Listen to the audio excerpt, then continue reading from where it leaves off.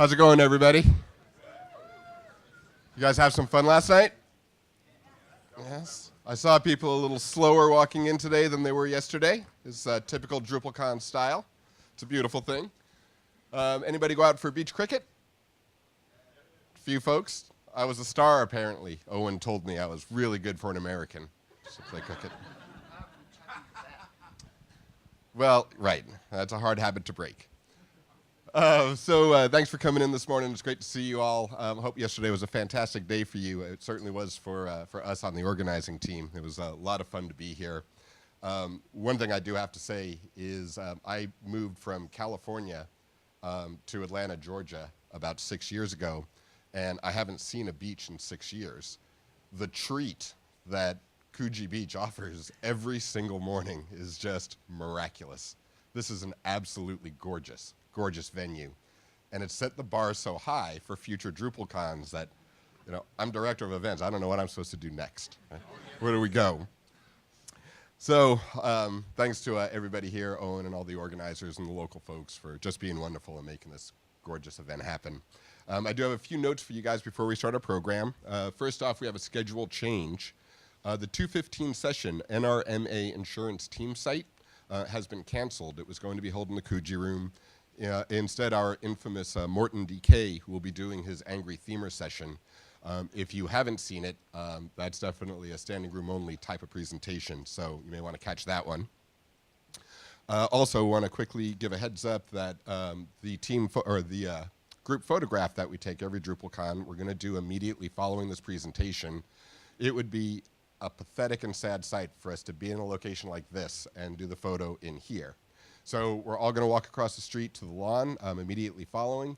Owen's got some friends in orange t-shirts. They're going to help herd us over, and we're going to do that immediately following the presentation. So please be prepared to join us, and don't worry, we'll get you back in time for the coffee break. Let's see. Additionally, our Q&A session with today's keynote speaker, please use the hashtag DCLundy, as in DrupalCon Lundy, to get your questions in. And we'll be taking care of those towards the end of the presentation.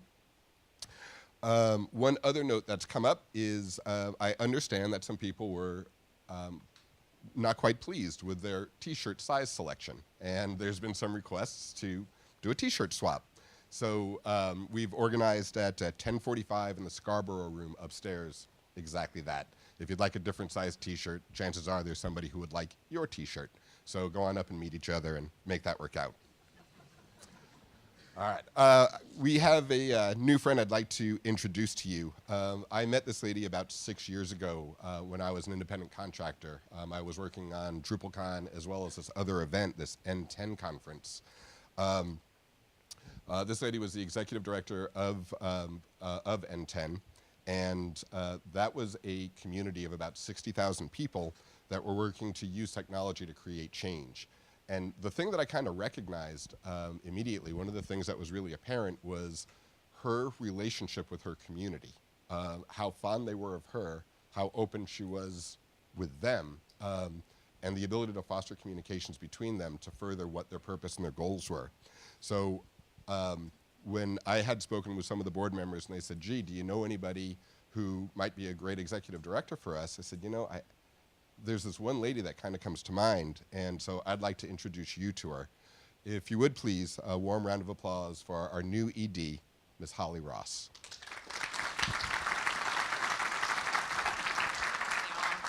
Thank you. Hi. Thanks, Neil. You made me blush. I don't know if my cheeks look like my hair yet, but yeah, so I'm the new executive director of the Drupal Association, and I'm very, very honored and excited to take that leap from working at the Nonprofit Technology Network to this community. And it's definitely a big change. I'm learning that stacks are not just for laundry here. I heard a lot of foreign language yesterday. Rather than worrying about the really broad scope of technology from telephony to content management systems to databases, we're going to go really deep into Drupal, and it's going to be fun. And I'm really glad to be here. This is my 6th day on the job, although, thank you. As an American, I guess technically it's still my 5th. I'm in the future. which I'm pretty excited about. And it's a really, really wonderful way to start. Not just because the location's so wonderful, but I think all the folks that I've met here particularly have been very welcoming and warm. So thanks for making it such a fun transition for me. So we have some thank yous to do for sure. I want to thank, first of all the speakers who come and pour their heart and souls into their sessions and give us all so much great content. I got to attend a lot of great stuff yesterday. Of course, our sponsors, all of our sponsors, but in particular Cross-Functional and Technocrat for making this happen. I also did a thank you at Business Day on Tuesday, and I thanked Zena, but forgot to thank her company for sponsoring that event and making it happen in the House of Laudanum. And I should also thank Zena for renaming her company. She just renamed it Holly, which I'm really honored to have a company named after me.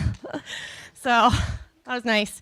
So I also really have to thank our local lead, Owen, who Owen Lansbury has been, I don't know, he's been like paper cut. He cut all your badges. Your badges, Owen cut them. So you should thank him for that. Your children cut them even. Yeah, so we broke some labor laws. We broke some labor laws in making this happen. And also the DA team here on site, Neil and Stephanie, who've done such a wonderful job of keeping everything going, and all the DA folks back at home who've helped make this happen. So, and that's really why I'm here and what the DA is all about. All the staff have been working really hard to make sure that you guys have a great experience here. And that's what we're here for, right? We exist to help the community. And we want to do that for you, whether you eat Drupal code for breakfast, if you can do such a thing. You can, okay, thanks, Owen. If you're running a Drupal shop, you're just getting started with Drupal, whatever it is, we want to help you find the space to connect with your peers who can help you get to that next step with Drupal and make what you want to have happen. So we bring people together around the Drupal project, but we also have a really fundamental job at the DA, and that is to just keep Drupal running. And that means that we buy the servers and pay for the hosting and the staff that can help support the community in keeping D.O up and running all the time. Making sure that you can make your D.O profiles and have testing environments and all that great stuff. So that's really our function. Keep D.O up and running for the community and to provide spaces for you to learn from and connect with each other. And there's lots of ways for you to get involved in the Drupal Association and the Drupal project. So beyond writing code or modules, there's lots of ways to contribute. And one of the best ways, of course, is to become a member of the Drupal Association. So if you see anyone with their name badge, they have the cool little member sticker on it. They are members. Thank them for helping to support the project and keep that all going. We also have a lot of different ways, different programs that we're starting to put on. So Global Training Days will happen, the first one on March 15th, I think, 13th or 15th, where we'll actually get out there and help grow the Drupal empire. Right? You heard Dries talking about needing to get more people to do Drupal. This is one of the ways we're going to do it. So we'll host Global Training Days around the world. Local camps happen everywhere. Get involved with those. And then, of course, the next DrupalCon is happening in our hometown of Portland, Oregon. So if you really love fog and clouds, if you're tired of this brightness, come on over. We will help you put a bird on it. Just look up Portlandia online. We'll help you put a bird on it, and someone with a very fine handlebar mustache will make you a handcrafted cup of coffee. It'll be delicious. So come on over to Portland. It'll be a really great event. We're expecting over 3,000 folks, so it's a great way to connect with a really large community, and that's coming up in May. And then just the last thing is, as a new person to the DA, I want you all to know that I am still on a steep learning curve, but one thing that's really valuable to me is just hearing all the different voices and what it is that you need from the community and what you need from the DA to support that. And I just want to point out that, as Dries said yesterday, I've already experienced that this is an extremely diverse community. You guys have a lot of opinions. They're loud sometimes. I walked by the bar last night. So, and a lot of opinions is really good, right? That's what pushes us all to make the best Drupal that we can make, because we challenge each other and inspire each other to do more. It's a little bit messy, but it makes us stronger in the end. And I hope the DA can be, the home for that kind of work, for us to share those opinions with one another. And that means not just about the code, of course, but what you want that community be. So that's what I'm here for. Come talk to me about it. I'm happy to have lots and lots of conversations. So that's the end of the DA talk, and we'll get to move on to the really fun stuff. I want to, it's my great pleasure to introduce today's keynote speaker.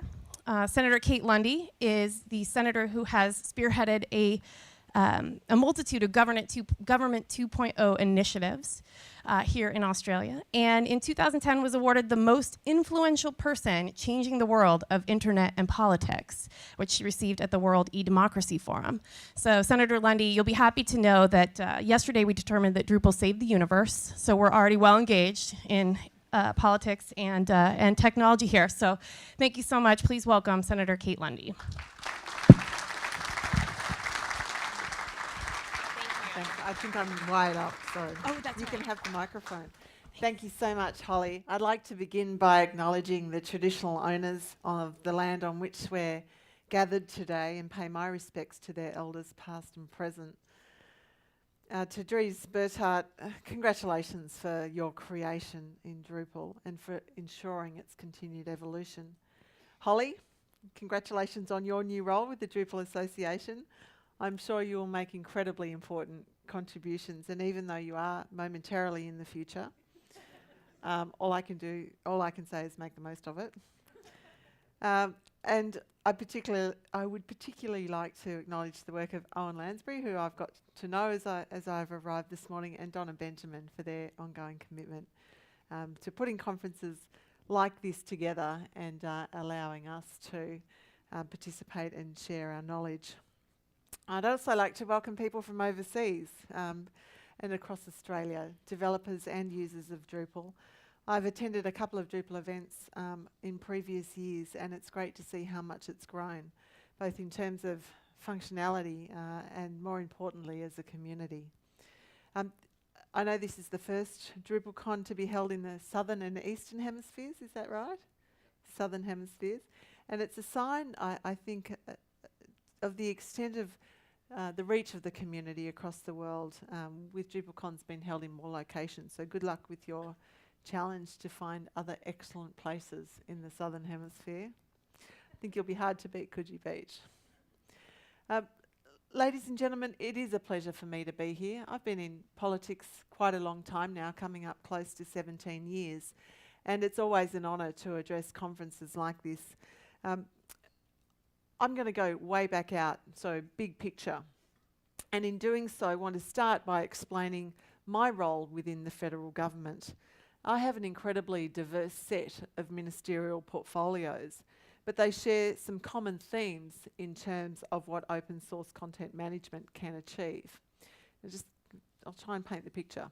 My responsibilities cover the public sector, the private sector, the community sectors, so I'll be making references to all of these throughout. I'm Minister Assisting for Industry and Innovation, and this has a particular focus with respect to ICT sector and public sector innovation. I'm also the Minister for Sport. You may have noticed that in the last day or so. And I'm Minister for Multicultural Affairs, which is an extraordinary area of social and economic policy. And a lot of the key issues in each of these portfolios come down to how organisations are managed, how they manage themselves, and how they interface with the communities they serve. Our private sector firms in Australia are facing a very tough competitive global environment, and we are an economy in the midst of a transition. As a government, we have legislated for a low carbon future by putting a price on carbon, and we're also in the midst of helping our private sector transform into that environment. We've also placed a very sharp focus on innovation. I'll talk a little bit more about that shortly. But to break through or even survive, our firms need to be more connected to their customers, suppliers, competitors, partners and researchers. Collaboration, we know, is the key to their capacity to effectively innovate, and not just at home. International collaboration is critical to those who want or need to access large or specialised markets. Just a little snapshot into Australian businesses. Compared to innovative businesses that don't collaborate, we know that innovative businesses that do collaborate are, so I think, a telling set of statistics. 23% are more likely to increase productivity. 24% are more likely to report increased profitability. They're more than 3 times likely to increase the number of export markets that they're able to target. 48% more likely to increase the range of goods or services offered. 24% more likely to increase employment. And 34% more likely to increase training for employees. It's a pretty compelling set of statistics about the power of collaboration in the environment of a business. But despite all these measurable benefits of collaboration, Australian businesses of all sizes have a long way to go to match their peers in comparative countries. In talking to firms across so many sectors, it's clear that it's necessary to think and act along and across supply chains, domestically and globally, if they're going to make real improvements in their productivity. We know that collaborating firms get their innovative ideas from suppliers, most of them, 48%. Customers, a bit less. Competitors and other firms, down to 30%. And related businesses such as parent companies and subsidiaries, a mere 21%. But they're all relationships that can be enriched through a well-conceived online presence.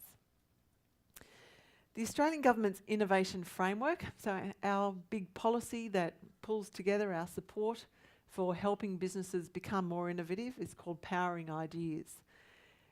It has collaboration, as you'd expect, as a major theme.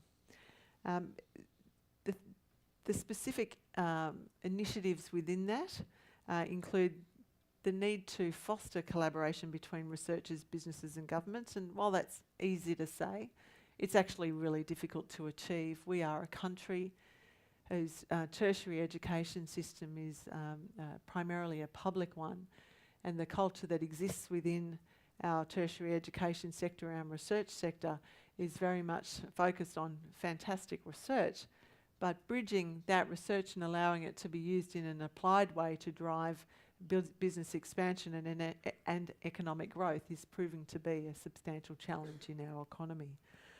So collaboration between researchers, business and government.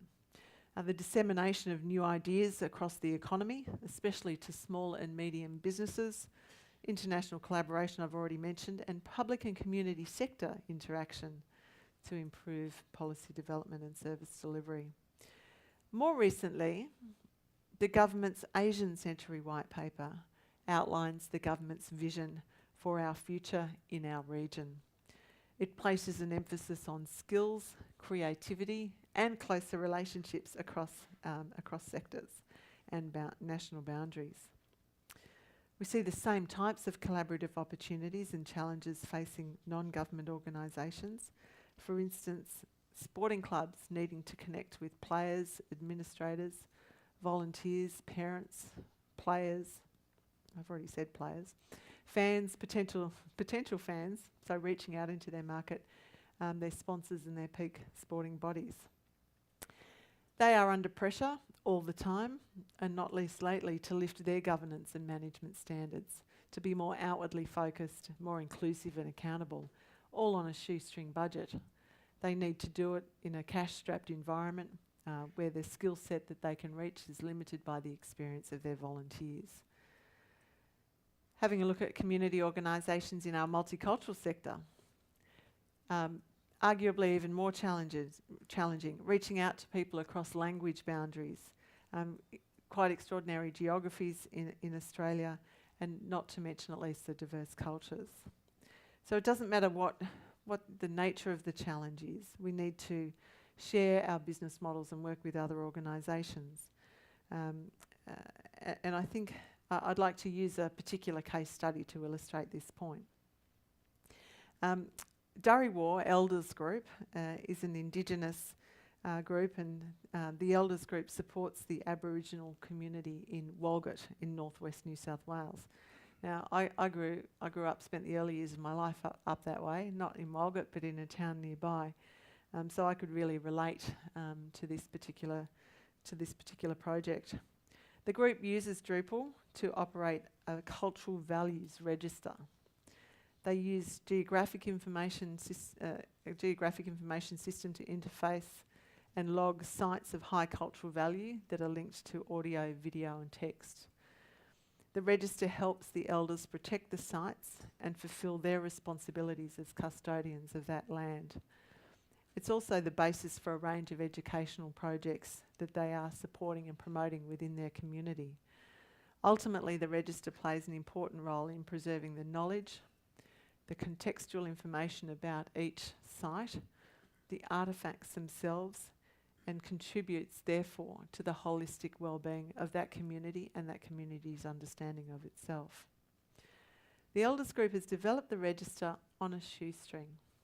They don't have a lot of funds, and with a minimum of modifications, the thing they like most about Drupal is that people with limited computing skills can collect, store and update the multimedia content. The Elders Group is hoping to migrate to a specialised Drupal platform, and I hope I've got this. Is it Mukatu? Is that how you say it, or is it Mukatu? Yeah. I've got a pronunciation here, but I couldn't even work that out.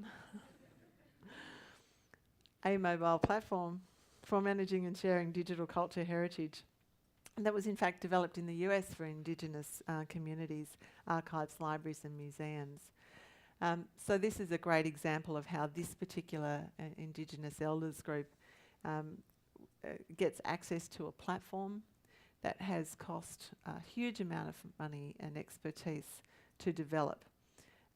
The current register project and the planning have already led to links with other Indigenous and collecting organisations in Australia and overseas. And I think this particular project is an example about how an open source CMS can engage people through a small organisation that has not got traditional or normal means to access this kind of technology to capture and share their information, and in this way help democratise knowledge about their ancient culture.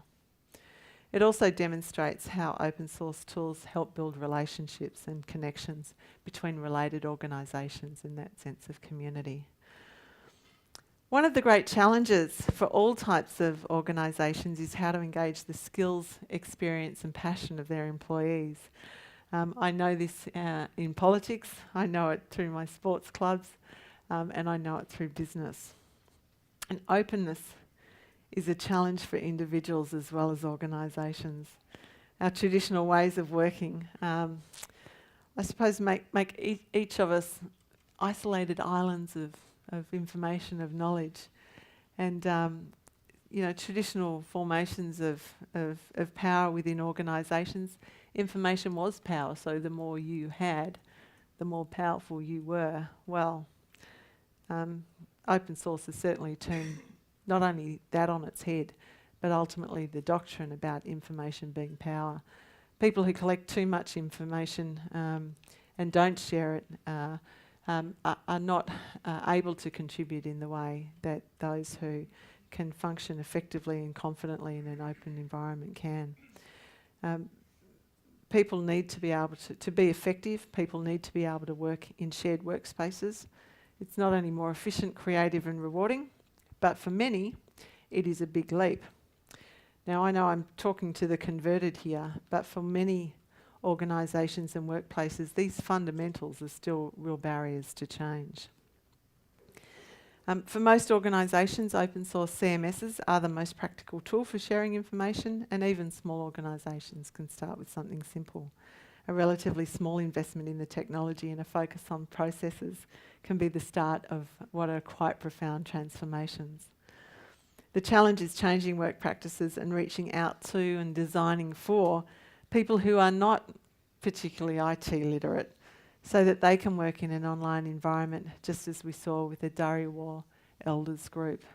It's empowering, and it's changing the way they think about themselves and project themselves into the broader community. I'd now like to turn to the contribution of open source content and tools that it can make to open government. It's an area that I'm particularly interested in, and it's quite easy to see that secrecy and closed structures and processes are the enemy of collaboration, and therefore where we need to go as a nation across all of our organisations, community, public, private. The more open we are, the more innovative we are. The more innovative we are, the more we will achieve our social and economic aspirations as a nation. To fulfil the spirit of open government, public sector bodies effectively need to turn themselves inside out. It isn't easy for institutions that have thrived on a closed culture for the last, well, depending on when they were established, 100 or even 200 years. We're talking about institutionalised processes that have resisted openness as part of who they are and how they were established. The Australian government has implemented an open government regime and supports open source tools, but ultimately their success depends on individuals and organisations breaking out of old habits and overcoming traditional fears. Sadly, some of my fellow parliamentarians still question the use of social media by public servants. Shock horror. Nothing is more guaranteed to send people back in their cocoons than a blanket condemnation of open technologies. And I think it's a shame where a lack of knowledge and understanding about the power of both open source and open methodologies are used to suppress innovation in the public sector in this way. The government's spearhead strategy for greater transparency and collaboration lies in its 2010 Declaration of Open Government, a commitment to open government based on a culture of engagement and built on better access to and use of government-held information. I know there's many people in this room interested and motivated by this idea. And we need to harness, ultimately we need to harness what sits within every citizen. I think here in Australia, and I think in the vast majority of countries around the world, there is an innate desire to contribute to the public good. I often hear young people, I give a lot of talks to young people, try to hang out with young people as often as I can.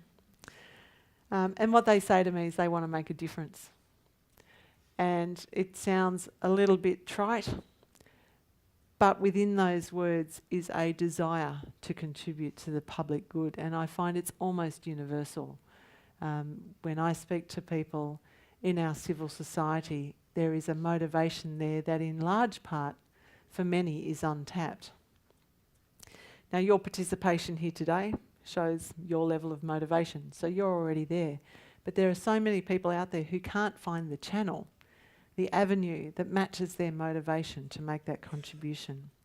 Well, I think through the Declaration of Open Government and other elements of Gov 2.0, we can build those trusted, open relationship with the citizens of this country that allows them, that empowers them, that encourages them and facilitates them in participating actively in sustaining the health of our democracy. And it's the digital tools that facilitate that I think is where the future of democratic participation lies.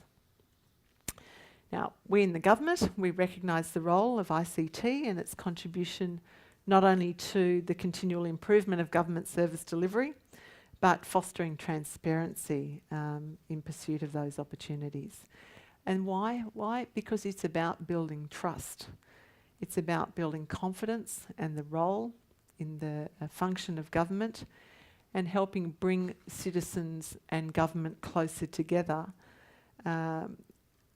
in a way that government responds to citizens' needs. Now, this all sounds a little bit esoteric, but it is about reconfiguring that relationship. You know, I mentioned I've been around for a long time, and in the past it was a, service model.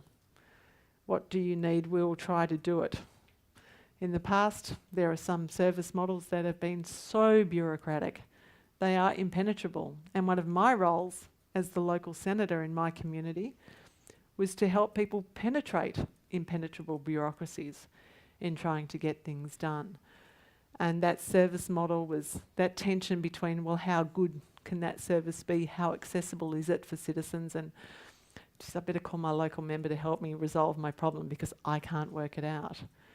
Well, we've come a long way since those days, but there is a whole new approach that can be embraced here with openness and transparency, and that is about a service model that puts the citizen first. I call it citizen-centric services. It's a well-established concept in the conversation about Gov 2.0 and how governments not only interact with citizens, but how they engage with them in the process of being a government and governing and administering our complex society. So I just want to talk about a few elements of that. Part of it is about the engagement, the conversation that occurs, the interactivity between myself as a politician and my constituents, but also ensuring that agencies, service agencies, have that opportunity for a conversation, explaining and ensuring their services are having the effect that they want them to have. Imagine for a minute you're a policy maker, like me. This is my job. We make policies, we pass legislation, and we hope like hell the system works. Well, one of the ways that we can ensure the system works is to have that full feedback loop in how citizens are receiving the service, and the digital platforms facilitate all of that in a really direct, fundamental way. The power of social networks, the use of Twitter, are a great example of that. You get a direct feedback loop, all right? If something goes wrong, you know all about it really smartly. We can use this. Agencies and service providers can use this to tweak and tailor their services. And it's quite often in observing how public services have evolved, it's been through introducing a new dynamic or a new technique. Another one, it's a little bit historical now, but it's probably worth reflecting on, was some years ago there was a company that was using a set of rules to inform the production of questions and forms about a given service. And what they found in using a technological platform to construct that form, they were effectively reverse engineering the query process that allowed someone to become eligible for a service. But because of the platform they were using, they were able to reverse engineer the flaws out of the legislation itself. This is really important stuff. And for me, it was like the penny dropped straight away when I understood their technical methodology in doing it. We're able to draw those insights back into the policy office, back into the minister's office, and use that to inform our policy thinking about it. So it's not just in, the outward facing, but the methodologies themselves using new platforms can inform our thinking about the best way to express policy in our formal statutes and laws. One of the most exciting big changes has of course been social media, cloud-based services where the citizens have chosen to be. Any exercise that a government embarks upon now in wanting to get closer to the citizen, in many respects, is not about a new build. It's about a conversation in the place where people are gathered. And that is already in the cloud within a whole range of social networks. And I'm certainly of the view that if we are serious, or any government is serious about a level of engagement, you need to go to where the citizens are. Australia is quite remarkable in the growth of social media. I'm sure with respect to many of your roles, you are more familiar with these statistics than most, so I won't go through them. But it's a democratisation of participation in society like we've never seen before. For government, the challenge is not so much harnessing that or leveraging it anyway or Sliding social media in is another on a list in the PR department of public agencies. But indeed, allowing it to permeate their whole organisation and empower their employees, the public servants, to be able to have those conversations and participate fully with the people they're trying to serve. These things sound simple. You know, we had a whole Gov 2.0 task force which talked about these things and recommendations. We had a blueprint for the future of the Australian public sector that talked about these things. Government's actually a really big ship to try and turn around. It's the cultural change is enormous, and depending on the attitudes of, well, all levels, the leadership, very important. Middle management, far more important than any leader would like to think. And for the workers, the people actually delivering the service, quite often, in my experience, they're the most earnest and energetic and skilled up than any of the groups within a given organisation. So, incredibly important source of innovative ideas. But in a resource-constrained environment like the Australian Public Service, there's a great risk that the implementation of Gov 2.0 will be seen yet as another task, another cost centre on a growing list of things that need to be done. If we accept that technologies are a catalyst for changing culture, we must also accept that traditional technologies and traditional cultures are deeply intertwined. And these entrenched technologies and practices are not well understood. We actually know the new way better than we know the old way. They've been adopted through a process of indoctrination, of doing things the way they've always been done. Habits learned over many years, power structures that are sustained by that way of doing things. I don't think these challenges are insurmountable, but it puts in perspective a high-level policy without the leadership at all levels through the organisation. A high-level policy in itself doesn't change things, and we've seen evidence of that. We've had our policy in place for a while now. It's a very slow ship in many respects. But I expect the government's forthcoming digital economy white paper will complement the efforts of the Gov 2.0 initiatives, but by focusing our broader national digital capabilities. In part, this is about access and digital inclusion, closing the digital divide. I think most of you know how proud I am to be part of a government that's investing in a universal high bandwidth network for Australia. And what the NBN means is, of course, for the first time, you may have heard me say this before, that here in Australia we can invest in online services, in all things digital, in the knowledge that we are not going to exacerbate the digital divide. We are not going to create a bigger chasm between the haves and the have-nots, because at its very heart, the strength of the NBN, yes, it's about high bandwidth, but in my mind, it's most of all about the universality. It's about everyone having that opportunity.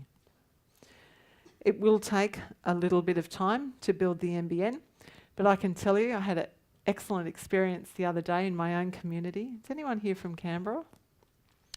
Gungahlin. Lots of people from Canberra. So the NBN switch on in Gungahlin happened just last Friday. The way NBN set it up is quite marvellous. We had a wonderful school group, and school wasn't back yet, so they did work their magic to have a school group. But the school group sang a Japanese song and were connected to a Japanese class in Nara who sang Waltzing Matilda. This delightful exchange occurred in awesome resolution over the high bandwidth network. But one of the little girls from the class, I think her name was Paige, came down to help us switch on the NBN. And I just want to run through it with you because I loved it. It's a giant red button on a stand with screens in the background, and we all gathered round and sort of pressed the red button, which turned bright red. and that was switching on the NBN. I spoke to Minister Conroy, who's been pressing the big red button all around the country. But there wasn't, arguably, not a prouder moment in my career. I started lobbying for a high bandwidth network, particularly for the Gungahlin region, 2 years before I was elected to Parliament. So we're talking back in 1994 when we were talking about a Gungahlin broadband project. It's probably before you guys from Canberra were born. So it's been a long time coming. But I just tell you that story to underscore that, you know, national broadband networks don't get built very often. It is the largest infrastructure investment that we are likely to see in our generation. It's certainly the largest since the Snowy Mountains hydroelectric scheme was built in the post-war environment. But we're doing it because we understand what it means, what it will do to create opportunity in Australia, and ultimately the digital empowerment of an entire nation. While the NBN is being rolled out, Australians are still taking up broadband in record numbers, with some 73% now having access at home. We've got a great reputation as early adopters of not only the latest smartphone or tablet, but of social media as well, and of engagement. That's partly, it's worthwhile looking inside that. It's partly because of our relative socio-economic status. It's partly because we have great access to new technology from around the world, and technology that we develop ourselves.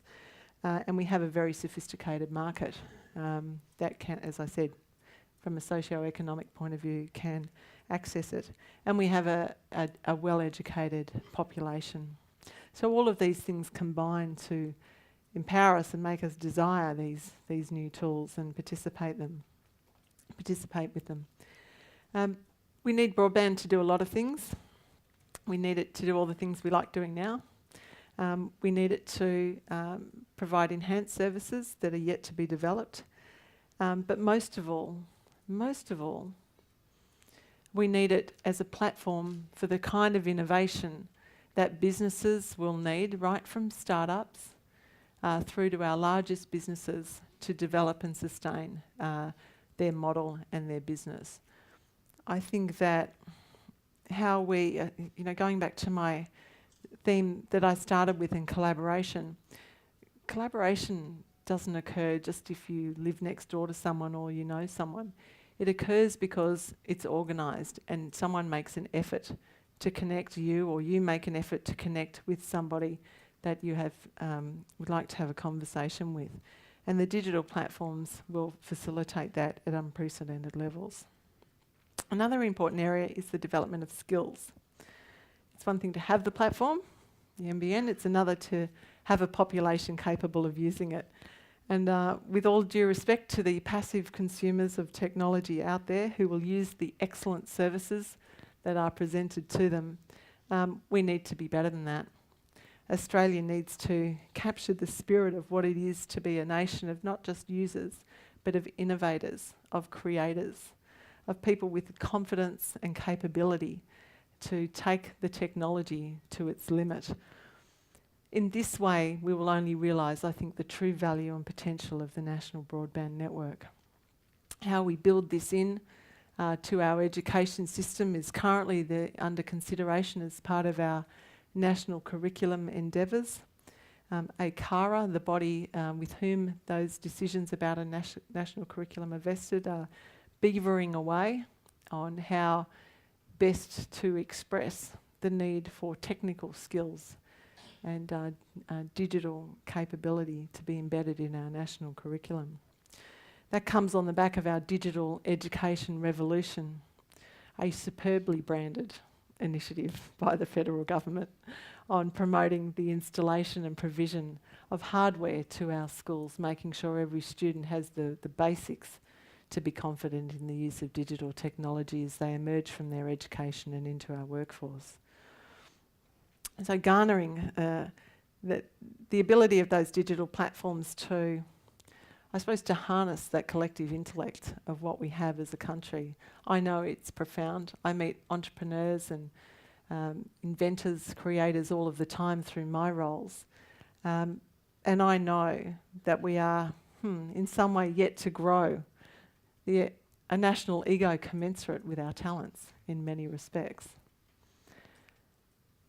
But the collaborative opportunities on the digital platform will help us gain an appreciation of our abilities in this area, and I think promote even further work. So imagine unleashing the creativity. If a large number of people can modify and work with their own online tools, rather than just consume information through something prepackaged. Tim Berners-Lee, when he was here recently, sees the development of such flexible tools and skills as one of the greatest challenges we face in fulfilling the potential of the online environment and indeed the NBN. And I believe it's an effective mix of both online and traditional channels that provides the richest medium for engaging citizens in government decision making. I've said a little bit about the democratising effects of online technology, but I think it only becomes really effective with thoughtful, citizen-centric design, engaging people in what they want, and getting a feel for how they would like those services delivered. I'd just like to touch on a bit of work I've done in the past. In the introduction, mention was made of an online policy development methodology that I call public spheres. And I undertook this exercise as a way of trying, in all the speculation about the democratising effect of technology, trying to find a way to actually give that form and meaning. And so in the development of what we call the public sphere methodology, we set about trying to find a way to use online tools to broaden that normal policy consultation process. And the methodology that we used, which was ultimately recognised in the award that was mentioned, was unique in a couple of ways. One of the ways it was unique was that there was no build. We used existing open platforms on the internet, including the social networking environments, WordPress, which is my website with a few tweaks, and I think on one of the public spheres up to about 10 different social networking channels through which people could participate. It included websites, as I mentioned, emails, wikis, blogs, social networks, video, teleconferences, and real meetings of people in rooms like this, which I think ultimately was the great strength. You could even participate with no electronic device whatsoever. If you came along and said your piece, you could write to us with a handwritten letter and we would scan it and include the data. Suffice to say, the key point of this public sphere was to attract a broad range of people who hadn't otherwise been empowered or motivated to engage in a public conversation. It allowed us to design and deliver an experience that was able to then capture their thoughts and ideas and progress that to the next stage of policy consideration. I'm not going to go into detail here because it's all on my website, so you can go and see it there. But I was quite inspired and gratified to see the level of enthusiasm and engagement, and the methodologies as well as the outcomes were thoroughly written up by my good friend and collaborator in the public sphere, Pia Waugh. And I'm indebted to her for her work, and to many people in this room, in fact, who have participated in those public spheres over the years with great enthusiasm. It's recognised now as a methodology that, because there's no build, it's low cost, but the reach into the community and the capacity to harness that knowledge, that intellectual input is proven. So finally, I'd just like to pull this together. A few words about the government I represent, the Gillard government's commitment to open source. Our open source policy was released in 2011, requiring all government agencies to consider open source software for all software purchases. The policy recognises the growing maturity of the open source software market and its increasing acceptance by governments around the world. Our Australian government policy works on 3 principles. Procurement processes must actively and fairly consider all types of available software. Suppliers must consider all types of available software, and Australian government agencies will actively participate in open source software communities and contribute back where appropriate and where required.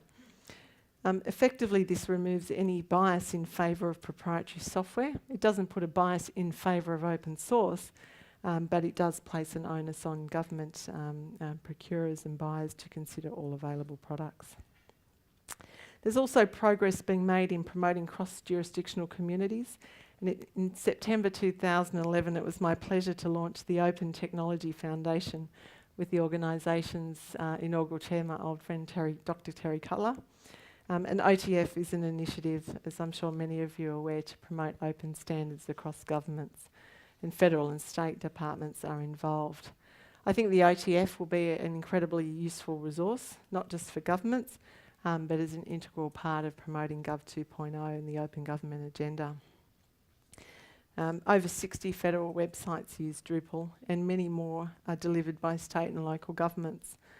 No doubt some of you will see open source software as obviously a continued opportunity, but I know many in the public service are seeing it as not only a viable but a really exciting substitute to proprietary tools.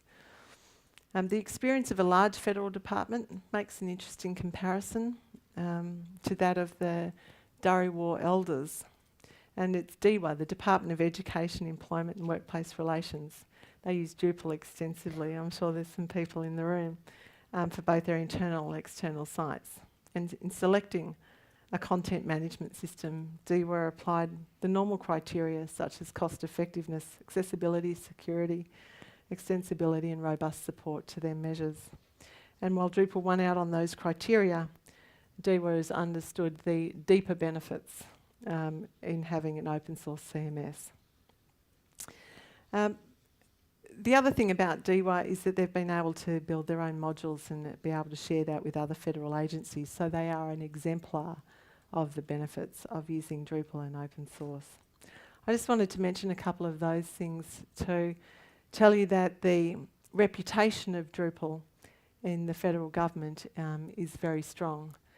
It's seen as a great example of what can be done when you develop it, when you nurture a developer community within an agency or department, and the insights that is giving other departments and agencies is always interesting to see. Ladies and gentlemen, what I hope I've done for you today is to give you a bit of an idea about some of the big challenges facing Australia from the federal government's perspective. It is in essence a socio-economic challenge. We have an opportunity to build both social and economic infrastructure, which we are doing. We've had an opportunity to invest in the skills and creativity of our emerging workforce, and we have done that too. And we have an opportunity now to support and nurture new businesses and existing businesses to be able to leverage these opportunities through their workforce and through the infrastructure that we've built. And that is part of my role as Minister, assisting on industry and innovation. For all my part, with my range of portfolios, I get to think about things differently too. And in a way, it's a collaboration, and I can't help but think of some of the open source methodologies in the work that I'm doing. A mix of portfolios means that conversations that haven't been able to be had before are now being had because of that interesting mix. And in this way, I like to think that I'm contributing to a more creative approach and a more effective approach to public policy development in the work that I do. So thank you for listening. I know you've got a big day ahead of you, but I'm looking forward to taking your questions. I think Owen's been compiling them on Twitter. Thank you very much for listening.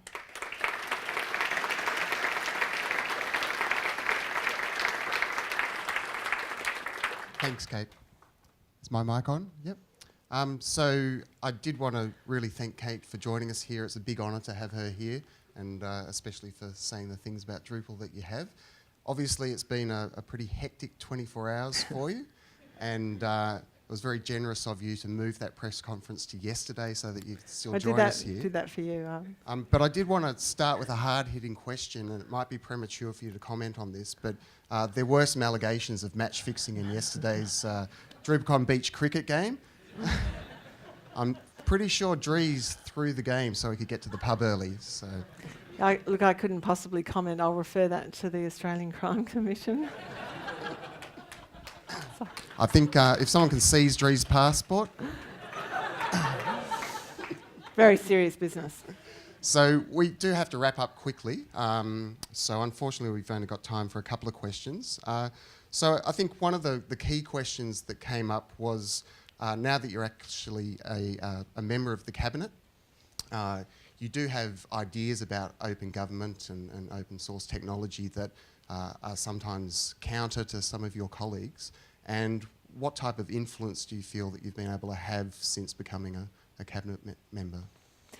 Look, influence in government's a complicated thing, particularly once you are a minister. My charter is very much my portfolios. That is my job.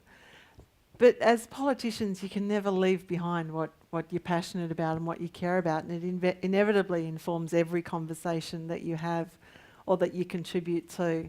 So I guess the best way to answer it, I like to think I'm making a difference in this regard.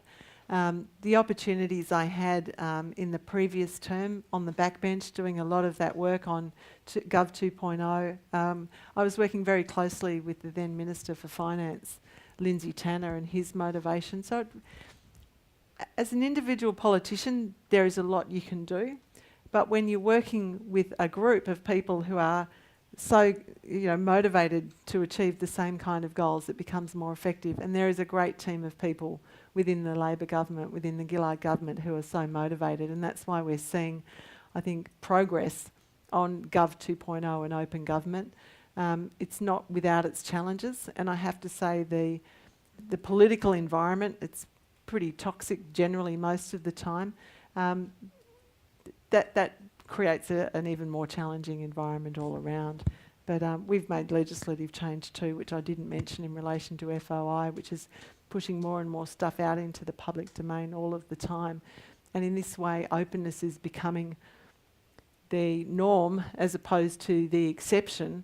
And we've got activities happening on a lot of fronts. So it's not just my portfolio. In fact, it's less my portfolio and my scope in my day-to-day work than it was before. But we'll keep moving. Yep. And just to wrap things up, obviously for those that aren't from Australia, we're entering into a very long election cycle. And what issues at a technology level are you expecting to come up outside of just general issues around the NBN? Yeah. Look, good question. The Prime Minister's announced the election date, so we know exactly when the formal campaign will start, and this year's always going to be an election year. So I think some of the technology issues that will emerge will continue to be how we as government deliver services effectively and how we interact, how we release data and how that data is used in the community. So all of those websites that we're developing like australia.gov.au that allow that, start to build that citizen-centric style service will be explored. So privacy will come up, inevitably. The security issues, there's quite a lot of activity at the moment and concern about cyber espionage and attacks on corporate digital presence by unfriendlies. So I think that issue of cyber security will continue to be a strong presence. And the issue of accessibility and digital divide. I think that tends to wax and wane in the public domain, but I think this year as people are hungry for information, accessibility and people's ability to actually be empowered and get the skills will re-emerge. Fantastic. Well, once again, thank you to Senator Kate Lundy for joining us here today. Thank you.